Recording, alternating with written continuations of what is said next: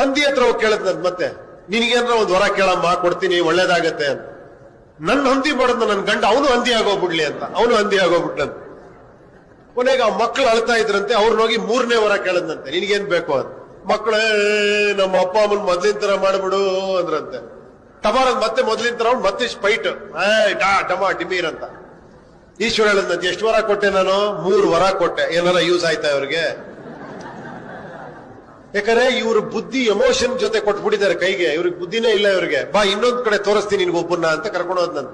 ಯಾರೋ ಒಬ್ಬ ಈ ತರ ಯಂಗ್ಸ್ಟರ್ ಬರೆಯಲ್ಲಿ ಪ್ರೆಸಿಡೆಂಟ್ ಸ್ವಲ್ಪ ಕಿಲಾಡಿ, ಓಕೆನಾ, ಈ ತರ ಕಿಲಾಡಿ ನೋಡ್ಬಿಟ್ಟು ಒಂದೇ ಒಂದ್ ವರ ಕೊಡ್ತೀನಿ, ಏನ್ ಬೇಕು ನಿನ್ಗೆ ಕೇಳಿದ್ರೆ ಅವ್ನು ಎಕ್ಸೈಟ್ ಆಗ್ಲಿಲ್ಲಂತೆ. 1 ವರ ಕೊಡ್ತೀಯಾ, ಇದು ಖಂಡಿತ ವರ್ಕೌಟ್ ಆಗತ್ತಾ ಅಂತ ಕೇಳದ್ನಂತೆ. ಖಂಡಿತ ಆಗತ್ತಪ್ಪ, ಕೇಳು ಅಂದ್ರೆ ಒಂದ್ 5 ನಿಮಿಷ ಟೈಮ್ ಕೊಡು ಅಂತ ಹೇಳ್ಬಿಟ್ಟು ಮನೆಗೆ ಹೋದ್ನಂತೆ. ಮನೇಲಿ ಹೆಂಡತಿ, ಅಪ್ಪ ಅಮ್ಮ, ಓಕೆನಾ, ಎಲ್ಲಾರನ್ನೂ ಕೇಳದ್ ನಿಮ್ಗೇನ್ ಬೇಕು ಅಂತ.